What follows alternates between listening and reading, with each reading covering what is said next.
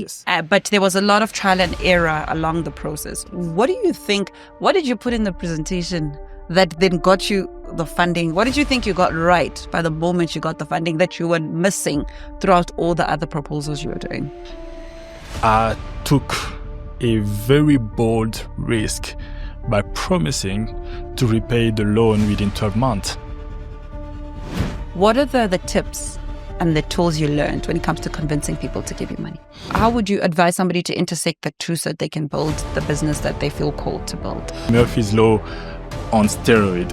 So it's like, when they say when it rains, it pours. Oh, I'm telling you, one of the initial challenges was, number one, Today's guest is a transport engineer and tech entrepreneur using AI and data to fix traffic problems across Africa. He's the managing director of Data Consult and the brains behind Visor Data, a platform that helps cities move smarter and safer. From public transport to traffic planning, he's building real solutions for real African roads, and I can't wait for us to chat to him today.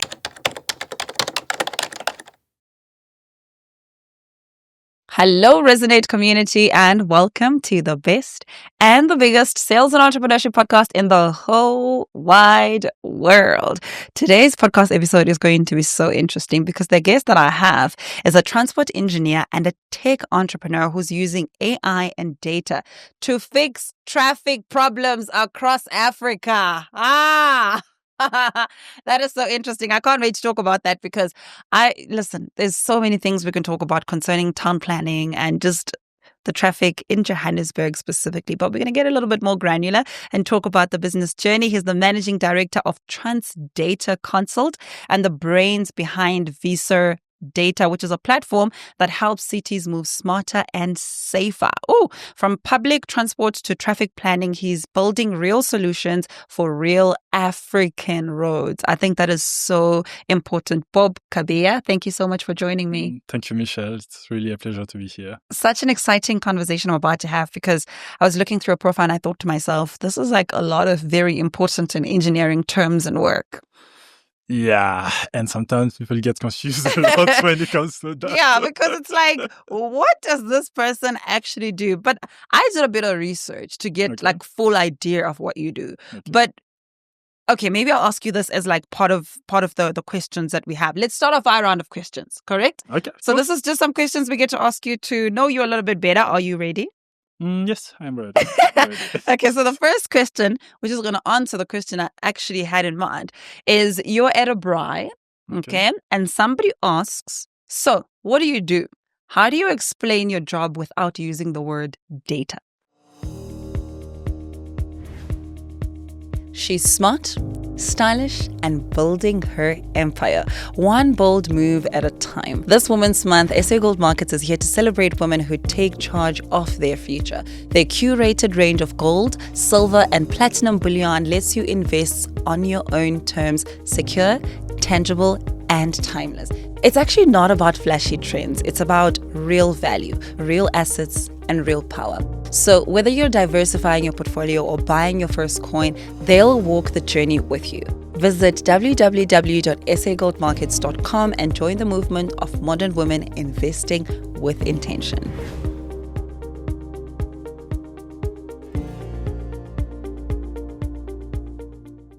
Oh, wow. That's a very interesting question and actually very difficult.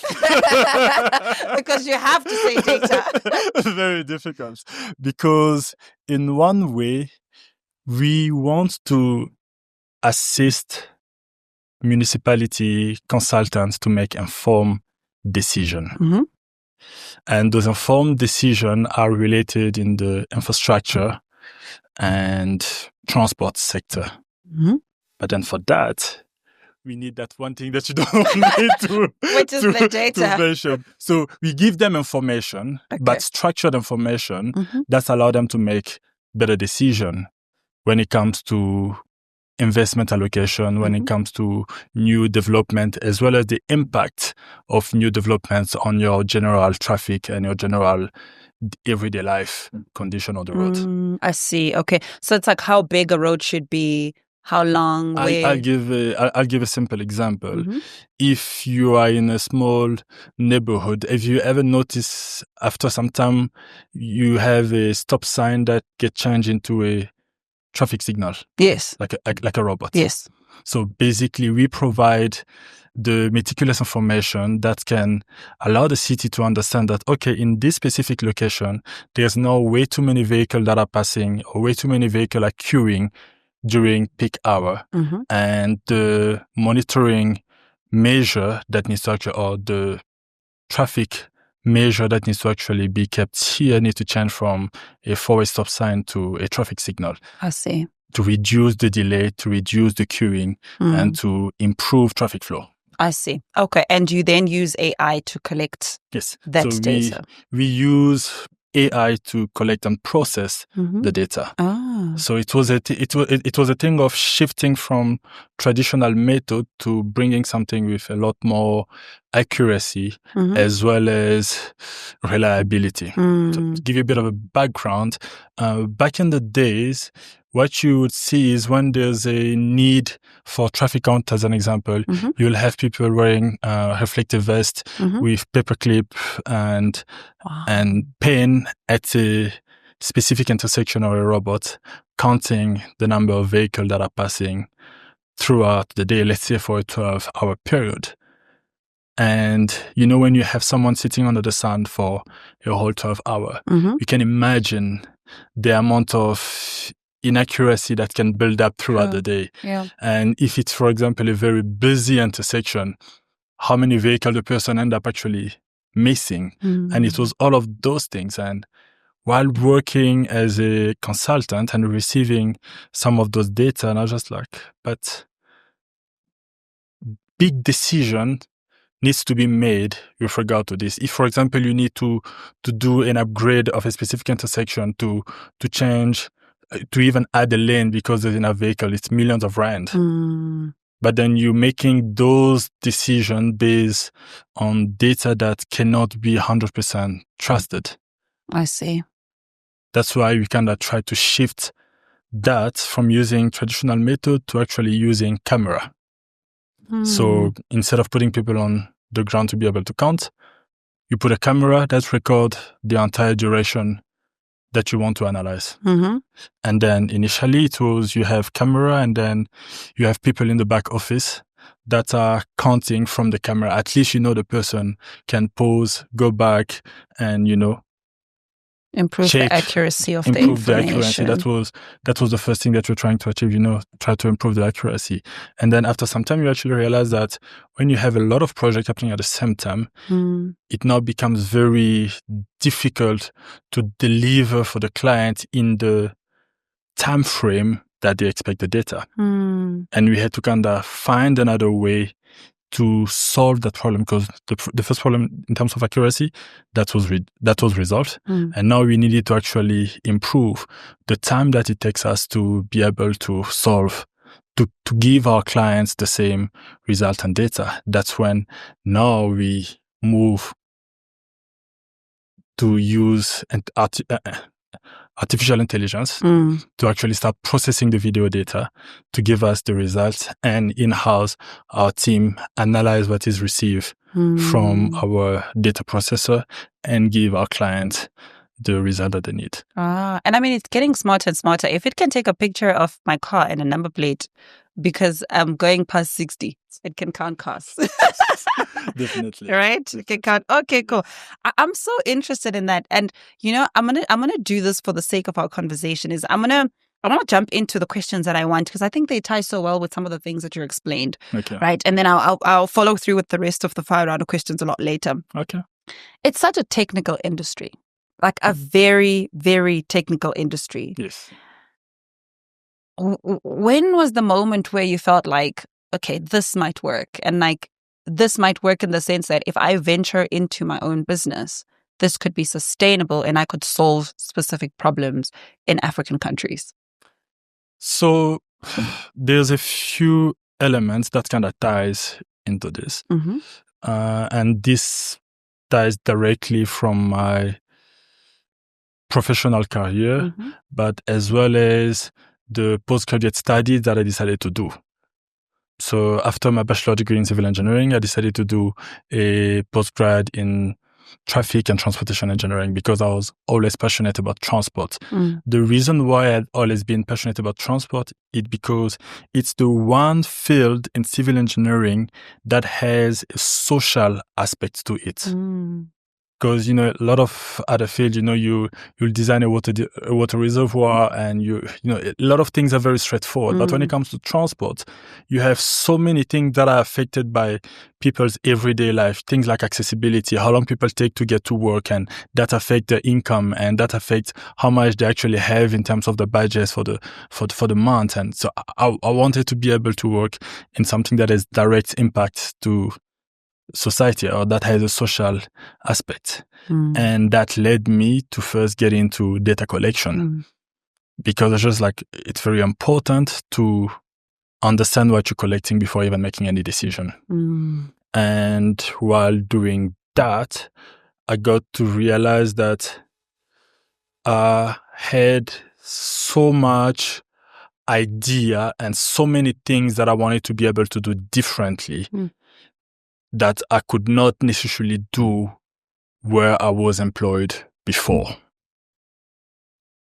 And I started doing my own research on the side and started figuring out how can I solve this problem without necessarily making it extremely expensive. The reason for that was, I'm originally from Congo, and having observed how much budgets are usually very difficult for infrastructure improvements, how much it is very difficult to actually have the full budget allocated to the work. I need to kind of figure out, if I am to launch something, would it work with limited budget and still be able to provide the societal and engineering benefit that you need? So it came from a thing of, can I launch something that will be light cost and that could be deployed anywhere in Africa without the major infrastructure and major project expense. Yeah. And that's kind of how I actually got into this. Yeah.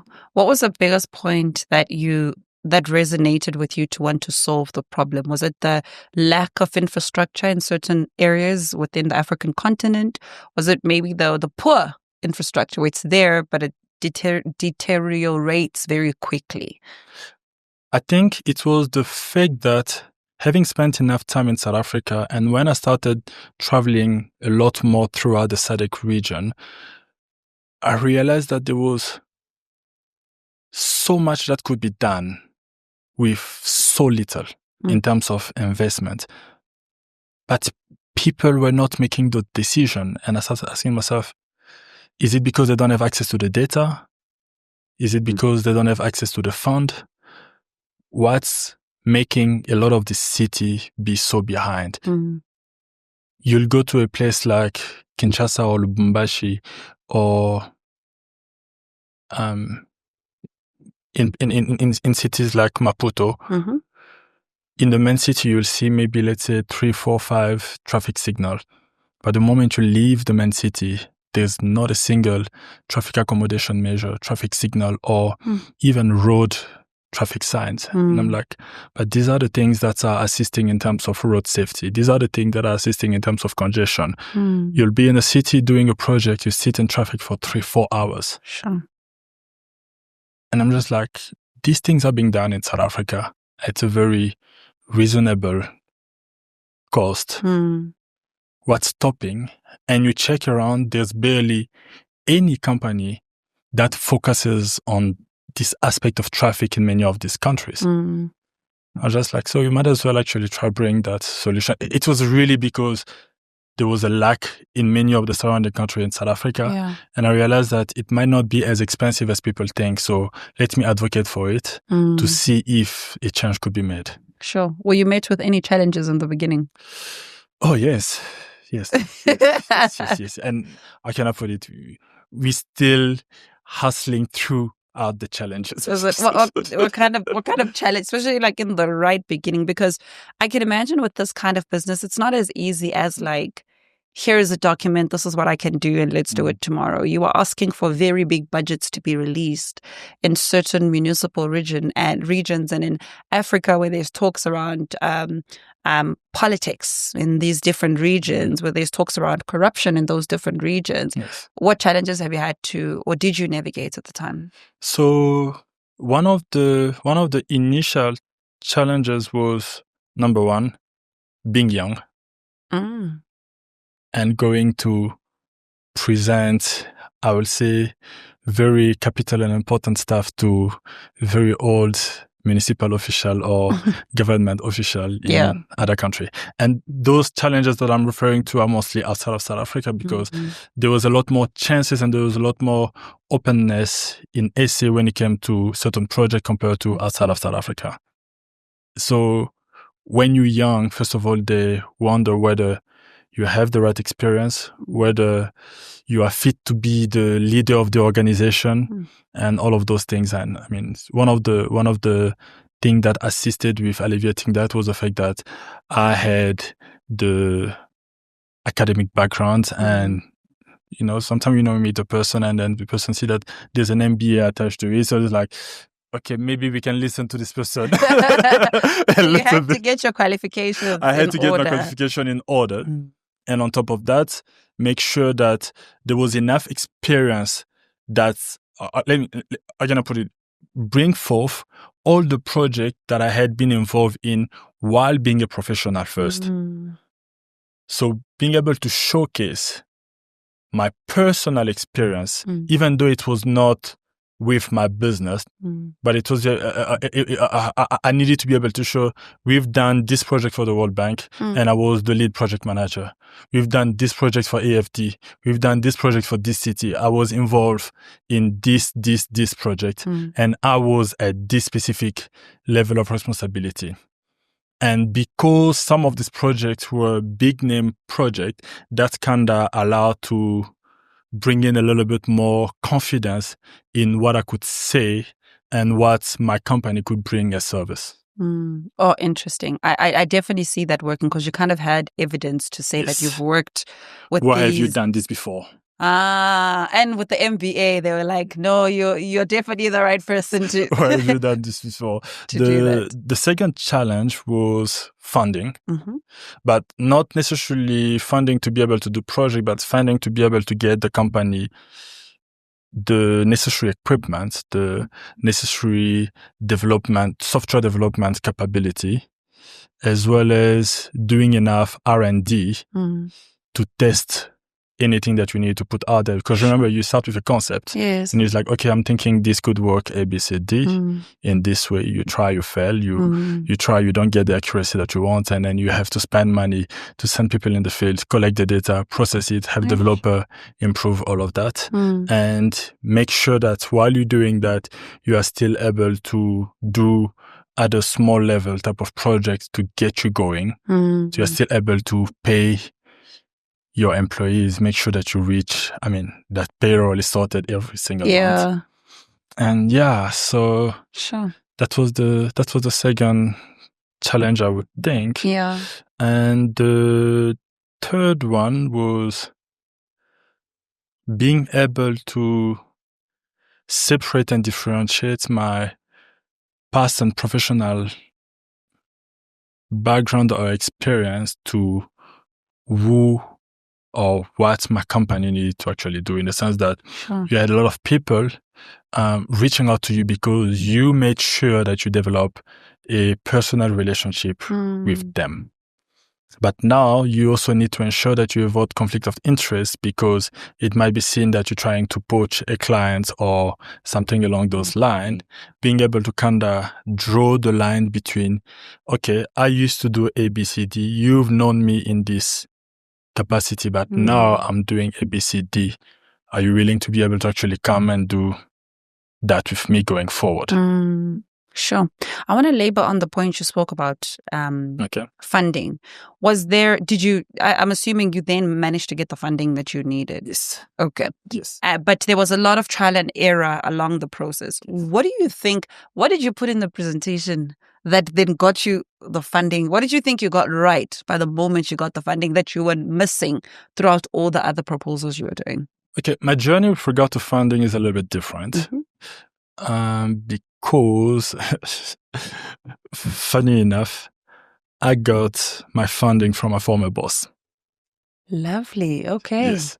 So I don't know if I would say that it's the really. I mean, he's also a mentor to me. So I don't know if it's the relationship level that made sure.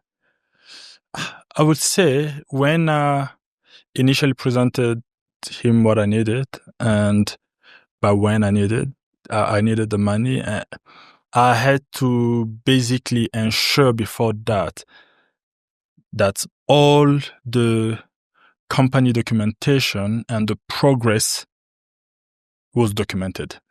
So I needed to bring in financial, at the time, management of accounts, because I hadn't even done a year in the business. Yeah. And being able to actually show that, we've been able to secure this type of client, but then we believe that with this saving that we're going to make by improving our efficiency is going to allow us to get clients like Sunral and the rest. And then I took a very bold risk by promising to repay the loan within 12 months. Shucks. Okay. Were you that confident you were going to make the money back? I think to me at the time it was, if I'm going to give it a try, I might as well go all in. Okay. And based on the relationship that you actually had, I had a relationship with, like, you know what, I've put in all my savings. I've put in everything and I'm not turning back. Sure. And it's because of, I believe, the trust he had in me being able to do the work. And that combined with the type of work I was doing or how I was delivering when working under him, maybe that kind of assisted in him still having to go to his board, presenting that and getting approval and saying that, hey, you know what, I'm vouching for this guy. He's going to be able, because it was not a small amount of money. But yeah, and by the grace of God, it was a year and a half, but I still managed to. At least you paid it off. A year and a half. That's really cool. And I think that speaks a lot to building good relationships with people and how you were diligent when you were working for him at the time. I mean, I've heard so many stories about former bosses being able to help an employee that has left and, advance them even further.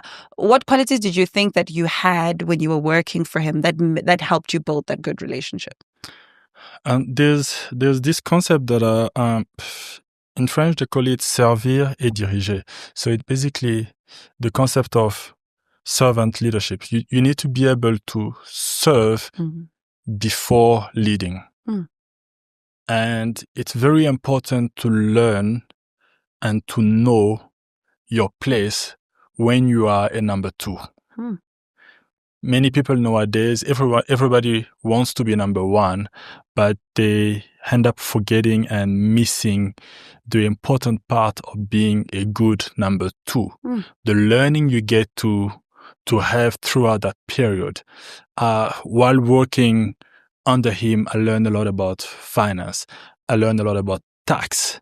I learned a lot about how to manage cash flow, how to manage suppliers, and how to go convince people to give you money. That's selling, basically. Yeah, so nice. I literally had to forget about everything I knew about engineering and become the salesperson. Sure. Yes. Because many times technical people struggle to do that transition. And when they become, let's say, CEO or managing director or have their own business, they turn to run it like it was a technical department, forgetting that you need to remove the technical hat and put on the sales hat. Sure. So How did you convince people to give you money? The sales aspect, I'm very interested in that because I think it can be so much easier to sell something that is not so technical because it's easy, you can see it. But you're almost selling this idea based on the data you still don't currently have, or you might have to go get. What are the tips and the tools you learned when it comes to convincing people to give you money? I think the number one element and the most important is understanding your client's problem. Because the moment you understand the client's problem, without necessarily trying to sell him your solution or your technology, at least tell him how you can alleviate his problem. Don't come and make extremely big promises because, hey, life happened. But rather make him understand that you know his pain and what you're proposing can just shift that balance a little bit or significantly. And depending on the size of the project, you are able to properly understand the type of pricing strategy you need to actually bring. Because if you apply a blanket approach to all your clients, you're going to end up losing a lot of those that may not necessarily have those high budgets. But because you've already put in processes that are repeatable, it doesn't cost you as much to be able to deliver some of those services. So you can increase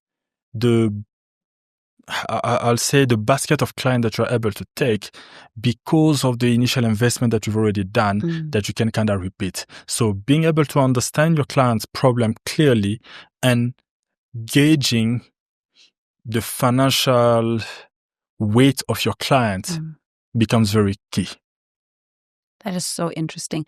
When you were starting, did you ever come across people trying to negotiate what you wanted them to pay for a specific project? It still happens. And how do you deal with that? So I don't think there's a structured way of going about it. But for me personally, I have been doing it based on the relationship that I've built with the clients. So I needed to make sure that some of the client knows that, okay, when I come to Bob, it's not only a random email that I'm sending. It's someone that I will have a conversation on WhatsApp with. It's someone that I can come and say hey, you know what, Bob, I own the price on this project. Can you help me? It's like, hey, Bob, you know what, I thought I had enough time to be able to get this data, but then I need to submit this report in a week.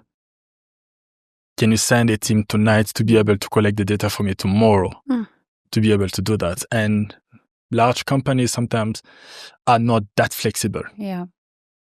And so based on the type of relationship that I had developed with the various clients, I basically used that to decide whether or not to give them a discount or not. But when it's actually a new client, I'm a lot more strict because I also still need to determine if it's the type of client I want to have in my journey going forward. Was there a part of your upbringing that almost alluded that you would be in the business that you are right now? In the business that I am right now, I don't necessarily think, but in entrepreneurship in general, a lot of my upbringing actually has an impact on that. Yes.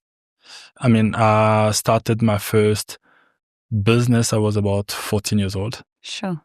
Yes. What were you selling at 14? So that's basically, that business came kind of as a result of something just before that. So when I was about 13 years old, my dad calls me and then he tells me, hey, Bob, you know what? I'm not going to give you pocket money anymore. If you want to earn a salary or get some pocket money, you'll need to come and work in the family business when you have time. And, that both my parents were in the medical field. My dad was a medical doctor. He had his, here we'll call it like a radio diagnostic or surgery type of environment. And I was just like, what can I do here? I have no idea. And then at the time, there was a lot of there was a lot of talk around computers. People were, talking about you need to learn about Excel and stuff. And then he had someone that he knew that had we call it cybercafe. So it's like a place where you go and fix computer, where you go and, people go and type and stuff. So like an internet cafe. Like an internet cafe. So I asked the guy if I can come and intern with him to learn how to set up and fix computers. Sure. I didn't want to learn how to type or anything. It was like, I want to learn how to fix computers. So that's making use of that. I can go to my dad just like that. I can become the IT, the IT person. Of whatever you do. Of whatever you're doing. And it's the money that I made being the IT person that I started what you call cabin. So, back in the days, people would go to like a corner and pay money to make a phone call or buy airtime and stuff like that. So I kind of started setting up those where people will come and make phone calls or charge the phone because of electricity and buy and sell airtime. So that was the first business I started. Okay. So you've always been very entrepreneurial. Yes. So now that you are obviously an entrepreneur, but also have these technical skills, do you ever feel like they butt heads in the sense that, I've come across quite a lot of people who are engineers or a bit more technical that aren't necessarily entrepreneurial or that become entrepreneurs, but it's almost very difficult to put the entrepreneurial hat and then run on the other side and actually be a technical person. So how would you advise somebody to intersect the two so that they can build the business that they feel called to build? Depending on where they are in the journey, my biggest advice would be find yourself people around you that you can rely on. Learn to reduce the amount of technical work that you do progressively so that you spend a lot more time reviewing the technical work and spend the rest of your time selling while still having enough time to do your admin. Because when you are at the early stage of your business, the one thing that will kill you is cash flow. And for you to make sure that you understand what will be the implication of your cash flow situation, you need to spend enough time in your admin, you need to spend enough time in your finance, and you need to understand your sales pipeline so that you know exactly where and when the money will be coming from. So being able to delegate early enough allows you to kind of navigate, going from being the technical designer all the time to the technical reviewer.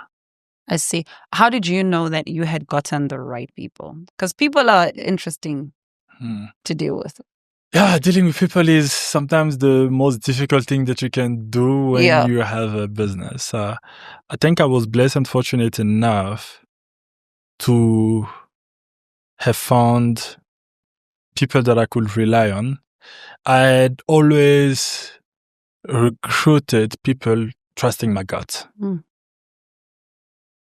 And this will change, because now as the company is growing, there probably will be proper human resource processes in place. But you have to trust them in your absence. But whenever I had a post or a position that needed to be filled, I would pray about it. And as I'm receiving the CVs or as I'm checking, I would most likely just read a CV or look at a person's profile and say that, you know what, I'm going to go with this person. 80% of the people in the company hardly had an interview. I handpicked them and chose them. And then you just said, come to work on Monday. Come to work on Monday. Sheesh. That is scary, I know. That's creepy. That's so scary. No, so like, no, the person will like submit the CV and I'll actually go through it and say, I'll give you an example of one of the team members that I actually had. I was recruiting for a traffic engineer and stuff, and for a junior traffic engineer, and I received over 600 CVs. Oh my goodness. Did you go through all of them? I gave it about 30 seconds per CV, per email. I'll say, I gave about 15 seconds per email, and then about a minute to the CV. Okay. So in a sense, that's when I received the email, if already the form of the email or how you actually write the email is not, doesn't show that you've put in effort, I don't even, no matter how great you could be or no matter how great your CV could be, I will not even pay attention to it. Sure. And then after having overcome that first part, then I go through the CV. And for the specific candidate, I had seen a lot of other CV that are quite great, but then for her, I saw that she first did a degree in GIS or something like that. Completed it, tried to work for a year in a completely different sector in an internship, and then went back to do a degree in civil engineering entirely. And then I just completed it and didn't have any experience. And right after reading that, I was just like, you know what, I'm going to actually give this person a chance. At the time, for me, I was able to see the grit and resilience that the person had.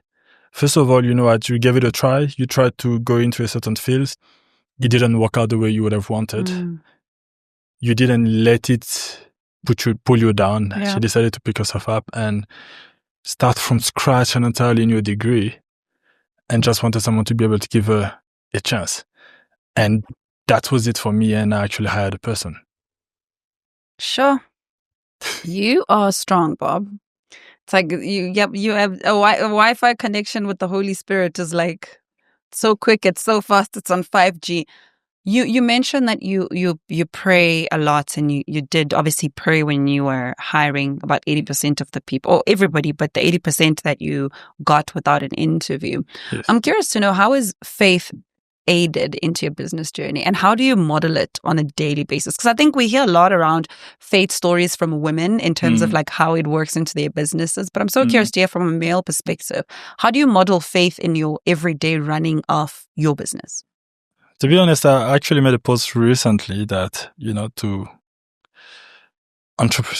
be an entrepreneur is almost being insane in a way, and that insanity can only work if there's a level of faith attached to it, because you believe that you're going to convince people to pay you enough so that at the end of the month, the number of people that are relying on you are paid. You believe that when you're going to actually send out that email, it's going to fall into the right place, or they're going to be someone that would vouch for you without you even knowing and without you even being present. And the reality is that there could be 4 or 5 companies that are providing the same service. The reality is not much makes you really different from the next person. And to me, if it's not grace, I don't know what else makes it that in certain situations, in certain circumstances, I'm chosen to be able to do the work. And I mean, you have to ensure that preparation actually meets you there. Grace meets the preparation that you've actually brought. Absolutely. Because God only uses, I almost want to say, the Holy Spirit only uses what you have. Yes. And if it's garbage, it's not gonna be able to make use of it mostly. But yeah, it's been faith that has allowed me to go through and survive and to keep pushing. It's almost as if like God has shown me what was my purpose. And everything that I'm doing is getting me a step closer to fulfilling that purpose. And the business is taking a big part in bringing me closer to that purpose. And I'm just like, it's not me, it's the mission that you've given me. Provide me with the means. Sure. That is so powerful. It's like seeing your business as a ministry and realizing that you don't have to be on a pulpit to preach the word, but you can use the vehicle that the Lord continues to bless you to build over the years to be the one that represents Christ. Yes. That's mind-blowing. It's, how can I put it? There's a term that I like using, flawed yet favored. I'm a flawed man,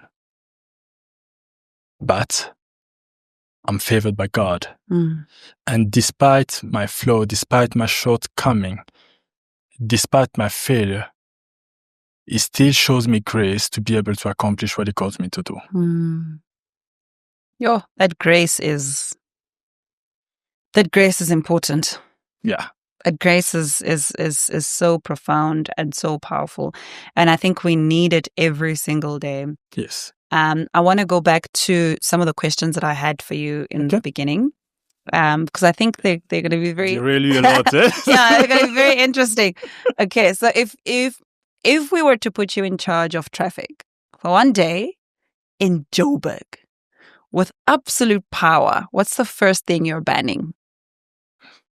In Joburg. Okay, when it comes to Joburg, you need to think about the fact that there's the urban planning that was done during the apartheid time that is still affecting heavily the way people are moving right now. So you have things like trunk routes that are coming from Soweto all the way to Joburg CBD, where people need to make use of different means because the distance is quite long to places where economic hub are centered. So not necessarily banning, but the first thing that I will make sure that I improve is the railway system. Oh, okay. Yes. The railway system throughout Joburg, making sure that people have a safe and reliable railway system to just bring people that are coming from extremity to the economic hub. That is so interesting. I mean, so I had a big portion of my childhood in Cape Town. Okay. And I don't remember ever taking a taxi during that time. Exactly. We took trains to school and back. Exactly. And the trains were in, as far as I can remember, fair, quality, clean. The train stations, they were not scary places. That's already ties in with my answer. That is so interesting. Yes. That is so interesting. Okay. My last question is, what's a business moment you can laugh at now, but nearly broke you when it happened? There's so many. That's like the jungle of entrepreneurship. You can count a list. Yeah. All of these things. Yeah. So I think there was a time where within the same week, I had one vehicle that had gotten into an accident in Zimbabwe, in one of the Kwekwe-Lupane roads. We were doing a project there. Luckily, nobody got hurt and stuff. Like within that same week, the vehicle got into an accident there. Another vehicle got into an accident in KZN. And my computer crashed. So I could not necessarily access anything to be able to submit stuff to clients. And, when as much as things are backed up, it still requires you to kind of take money to actually go and sort that out. And it happened the day where a client that I was relying on heavily to make a payment because everything was already signed, the project manager came and told me that he forgot to submit it on the date that it was due. And then their company has this rule that you only pay on a Thursday type of thing. Gosh. And then instead of informing me the moment he forgot, he came and told me the same day while I'm dealing with the two accidents and my laptop breaking down. Like after I actually received all of those calls, I went and put my phone down. I started laughing.